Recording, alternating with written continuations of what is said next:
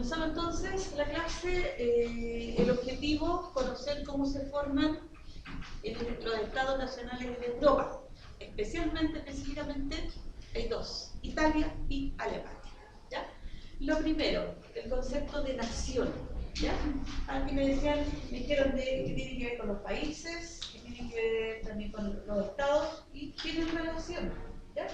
Pero cuando hablamos de Estado, hablamos de la estructura política que tienen los países. ¿Ya?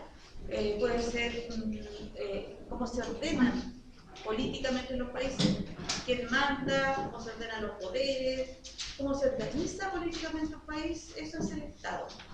Y eso siempre permanece. Cambia solamente cuando se hace un cambio en la Constitución, como ocurre en el caso de Chile. ¿Ya? Cuando hablamos de territorio, ya sabemos, hablamos de lo que es el territorio, el espacio terrestre, el espacio aéreo o el espacio marítimo también cuando hablamos del territorio. Cuando hablamos de nación, hablamos de un concepto que se originó durante la Revolución Francesa. ¿Ya? Durante la Revolución Francesa se planteaba que la nación era un contrato social que había entre los ciudadanos. ¿Ya? Y que los obligaba a respetar las leyes, a respetar los derechos y también a exigir por parte del Estado ciertos derechos y asumir ciertos deberes. Es decir, un compromiso que uno tiene con el resto, con la sociedad. Eso sería un contrato social. ¿Ya? Después se agregó al concepto de nación es que nosotros somos una nación porque tenemos elementos en común. ¿Qué cosas tenemos en común los que estamos aquí en esta sala, por ejemplo? Casa.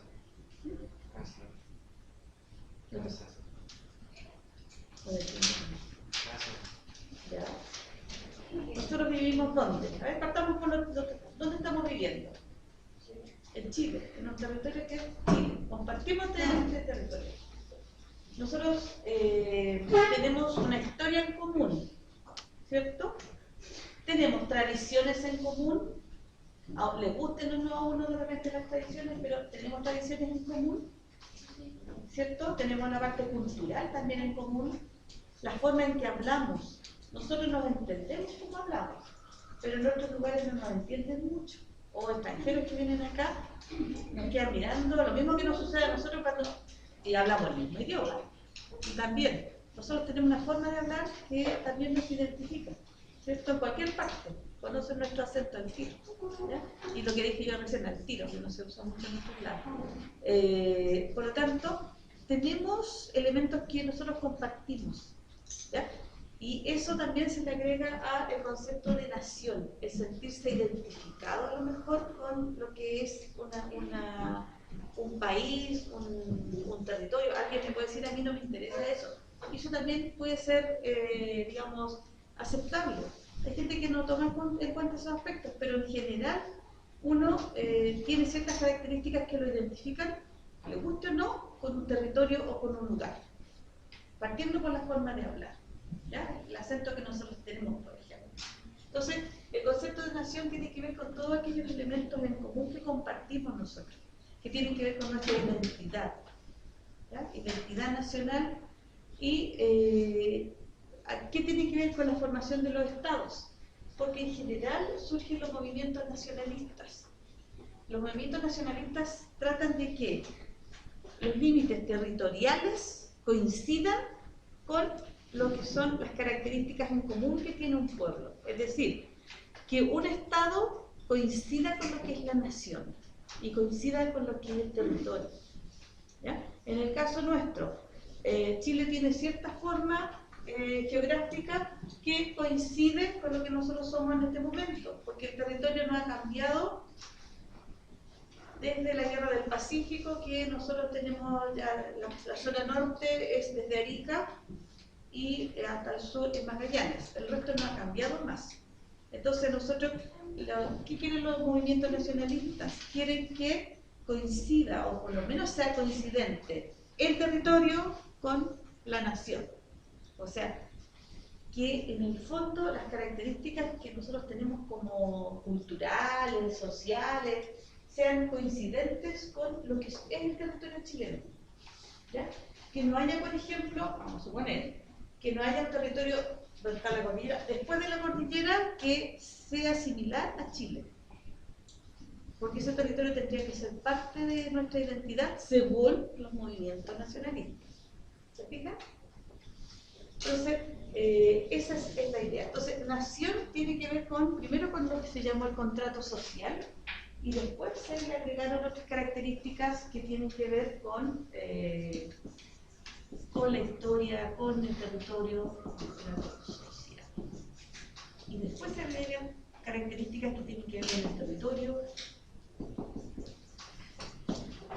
con la parte cultural y tradiciones.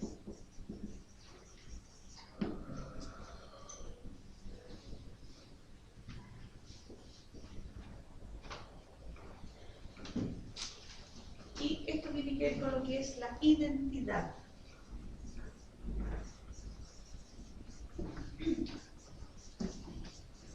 Identificarse con un territorio, ¿ya? Estas ideas surgen entre el siglo XVIII y XIX, ¿ya?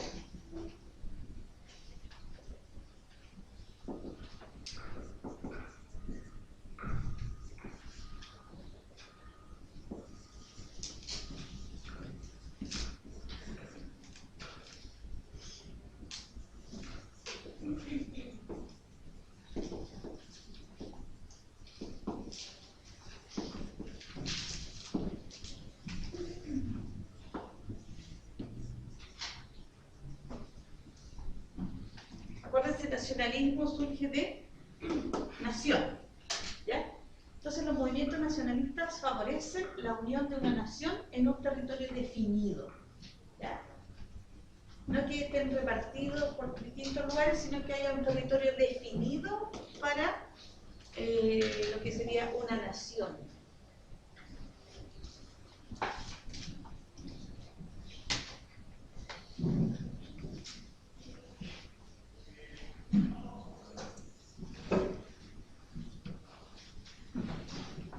Ya, tenemos entonces nación y nacionalismo, ¿ya? Acuérdense, la nación es un concepto, el nacionalismo también es un concepto, pero eso es una doctrina que avala o favorece lo que es la nación, el concepto de nación. Y hay dos formas entonces en que surgen estos estados nacionales avalados en lo que es el nacionalismo. Hablamos primero de la división. La división implica que un estado o un territorio se va a separar de otro, se va a independizar, ¿ya? Como lo hizo Chile del Imperio Español.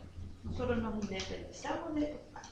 Entonces, desde el punto de vista de la división, es independizarse, independencia de otro territorio.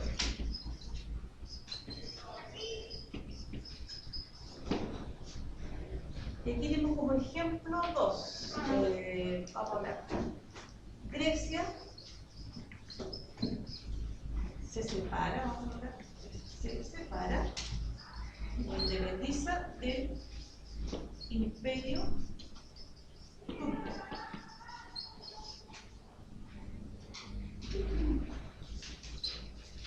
Grecia, que era parte de ese imperio, se separa del imperio turco y forma un Estado nacional que es el Estado nacional griego y que en la actualidad es Grecia.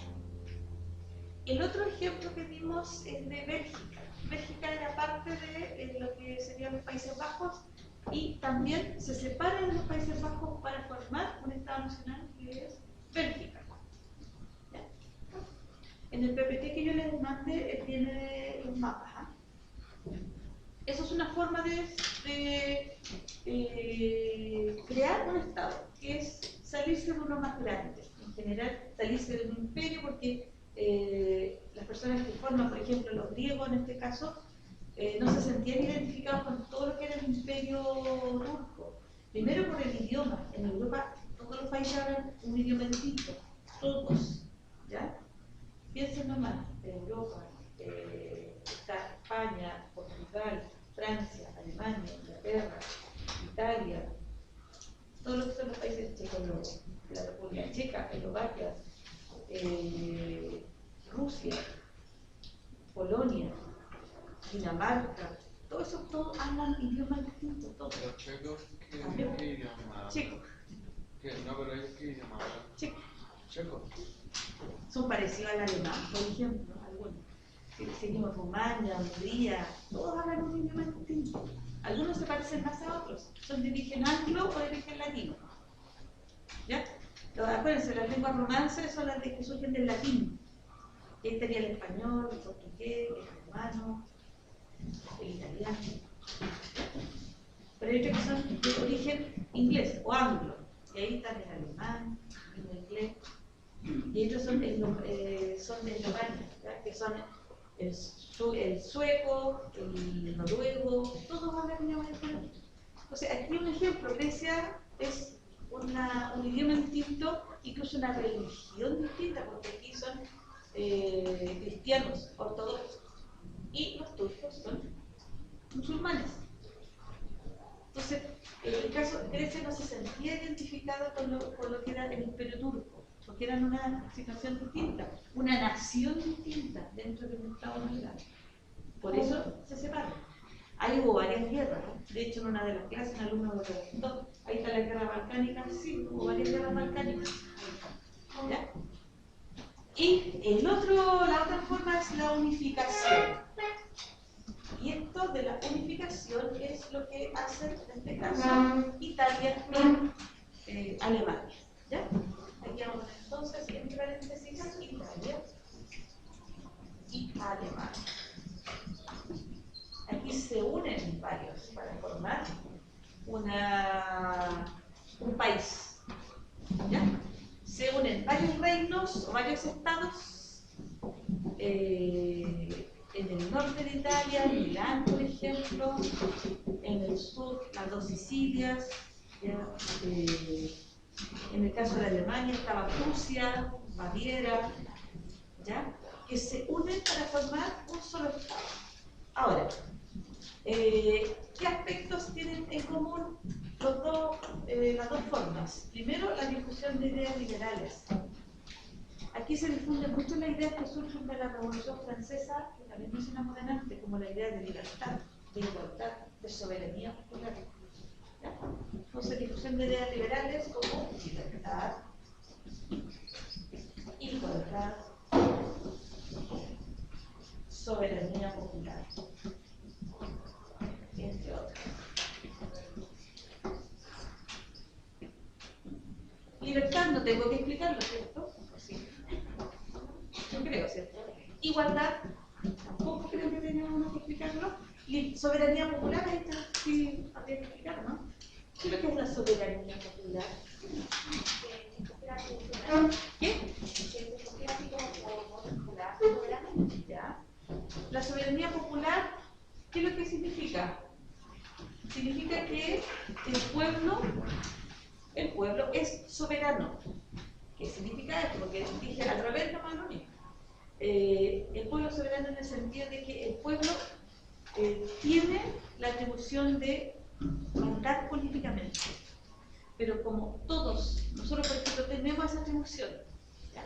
En el caso de ustedes son más chicos, no pueden ser ciudadanos, no ejercen todavía derechos políticos, en el caso mío sí, ¿ya? Pero como somos tantos los ciudadanos, nosotros no podemos gobernar todos juntos.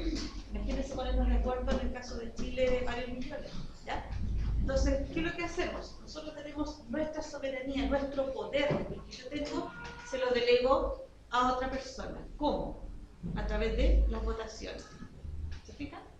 Yo escojo mis representantes, yo voto. ¿Ya? Y esa soberanía popular, entonces, la soberanía que tenemos cada uno de nosotros, nuestro poder, se lo traspasamos a otro que nos tiene que representar. Entonces, esto parte de la Revolución Francesa. Antes no era así. En general, estaba la monarquía, el rey decidía lo que había que hacer, no le preguntaba a nadie y decidía. Entonces, todo eso cambió con la Revolución Francesa. es que aquí se divide el poder, acuérdense, ejecutivo, legislativo, judicial, la soberanía del pueblo, etc. Todo eso va a cambiar con la Revolución Francesa, ya en el siglo, en este caso, 1789, o sea, el siglo XVIII. Ahora, estos procesos que hubo en Italia y en Alemania tuvieron apoyo de los líderes. ¿Quiénes eran los líderes? Vamos a separarlos acá. Vamos a hablar primero de Italia. En el caso de Italia, tenían un rey. El rey se llamaba Víctor Manuel.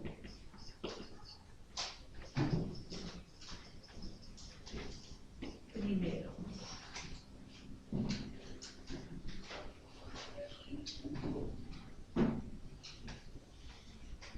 Víctor Manuel I. Y tenía también un primer ministro. Recuerden que en el caso de las monarquías, siempre el monarca no toma decisiones, en esa época con mayor fuerza que ahora, pero siempre tienen un primer ministro, alguien que los representa, alguien que gobierna, porque el rey reina, ¿ya? O la reina reina, pero no gobierna. ¿Ya? Entonces el rey tomaba y había un primer ministro que se llamaba Camilo. Se llamaba Camilo Benso, pero es más conocido como Camilo de Cabú, como escribir, porque era conde de Cabú. Así se escribe, Cabú. Ya, eso en Italia. El rey, como el primer ministro, apoyaba este movimiento. ¿Ya? El rey no era rey de Italia todavía, era rey del Piamonte. Después fue rey de Italia, porque se unificó Italia, se transformó en rey de Italia. Y en el caso de Alemania también había un rey, pero los alemanes le llaman Kaiser. ¿Ya? Le llamaban Kaiser. Entonces, Alemania, tenemos a un rey, Kaiser, que se llamaba Guillermo I de Prusia.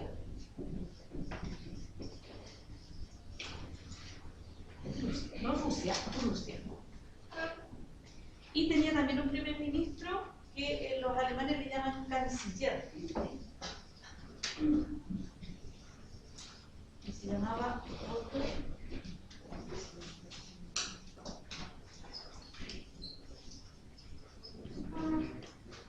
Se llamaba el canciller Otto von Bismarck, alemán. Aquí entonces tenemos el apoyo de los líderes. Ellos van a apoyar este movimiento de unificación.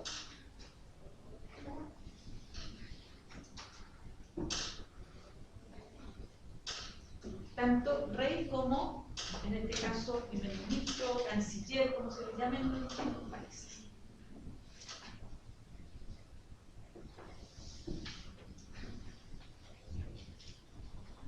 Y también tenían el apoyo de la burguesía. ¿Quiénes serían la burguesía? Los burgueses en la época. ¿Ya? En el fondo, los que tenían el poder económico. ¿Ya? La clase media alta. ¿Por qué? Porque eran principalmente banqueros. ¿Ya? Tener un banco no es poca cosa. Comerciantes. En general, los que movían la economía en esa época. ¿Ya? Entonces, el apoyo, ¿por qué creen ustedes que ellos apoyarían este movimiento, los burgueses? Ellos manejaban prácticamente la economía del país. ¿Por qué les interesaba que se uniera en un solo Estado Italia, en un solo Estado Alemania, en el caso de los burgueses? ¿Qué intereses tendrían ahí? ¿Les convendría más económicamente? Para sus actividades comerciales, para sus negocios, les convenía, porque aumentaban su influencia, aumentaban, digamos, con quién iban a comerciar, ¿ya? La influencia de los bancos. Piensen, ¿ya? Desde el punto de vista comercial, a la burguesía burguesía le convenía. ¿Por qué? Porque iban a tener un territorio más grande donde realizar sus negocios. Por eso también no era un apoyo en general. Hay procesos que son apoyados, digamos, por conveniencia por algunos sectores, porque les conviene eso. En este caso, a la burguesía sí le convenía, económicamente hablando, ¿ya? Ejercer el comercio o las labores de los bancos, por ejemplo, en un territorio mucho más grande, obviamente que le convenía. Y el ejército también era bien importante acá. ¿Por qué? Porque era importante tener el apoyo del ejército. ¿Qué cosa tiene el ejército? ¿Qué poder tiene el ejército? Que el resto de la población no tiene. ¿Qué domina el ejército? Armas. ¿O no? Ya. Entonces ahí, si el ejército estaba de acuerdo, el proceso se iba a seguir. Y finalmente se conforman el Estado italiano y el Estado alemán. Siguen siendo monarquías, ¿ya? Cuando uno habla de Estado, no significa que hable solamente de repúblicas. Acuérdense que el Estado de la estructura política, la forma de gobierno puede ser una república, una monarquía. Esa es como la división que uno hace normalmente, ¿ya? Ellos conforman ya en 1871 más o menos, ¿ya? Siglo XIX, casi final del siglo XIX, se crea el Estado italiano y el Estado alemán. Siguen siendo monarquías, por lo tanto siguen gobernando, ya sea en este caso el rey Víctor Manuel y sus descendientes y Guillermo I de Prusia y sus descendientes. Pero ahora ya no va a ser de Prusia solamente, sino que ahora va a ser rey de Alemania, rey de Italia, ¿ya? Y con los primeros ministros, ¿ya? Entonces siguen siendo monarquías, pero unificados todos los reinos de los estados italianos y los de Alemania. Ahora, hubo guerras de por medio, porque la zona del norte de Italia estaba incluida por el Imperio Austríaco. Entonces, habían disputas por los territorios. Y ahí ustedes saben que hay guerra, y en esa época la guerra era como algo habitual para solucionar los problemas, ¿ya? De territorios. De hecho, no sé si en Chile también pasó lo mismo. Entonces, se forman estos estados que siguen hasta hoy en día como estados unificados. En el caso de Italia, dentro de Italia hay otro estado que son los estados pontificios, ¿ya? Lo que hoy día es el Vaticano. El Vaticano es un estado independiente, autónomo, pero que se ubica dentro del territorio italiano, ¿ya? Entonces, eso es el Vaticano y se le llama los estados pontificios. Entonces, esa es una situación especial que tiene en el caso de Italia, donde está el Papa, por ejemplo, que es un estado autónomo, ¿ya? Que fue creado por Mussolini en el año 29, ahí se crea recién. Entonces, en la Segunda Guerra Mundial no pudieron ocupar, porque ese era un territorio, mucha gente se refugió ahí, porque un territorio independiente es como ir a una embajada. La embajada también es territorio de los países, ya que representan. Por lo tanto, muchos se refugian en la embajada, en este caso, muchos se refugiaron durante la guerra en el territorio del Vaticano, porque no podían entrar porque estarían violando las fronteras, ¿ya? Y eso se tiene que respetar en el caso de los acuerdos diplomáticos, etcétera, etcétera. Como tampoco los países no pueden entrar a una embajada, por ejemplo, el Estado chileno no puede entrar a una embajada a sacar a alguien, ¿ya? Porque es territorio ahí que está representado. Entonces, eso no se puede hacer. Así que eso va a suceder acá. Esto mismo va a ocurrir también aquí, en América. En general, América Latina, de lo que nosotros formamos parte, ¿de qué territorio nosotros nos independizamos? ¿De qué imperio? Español, ¿cierto?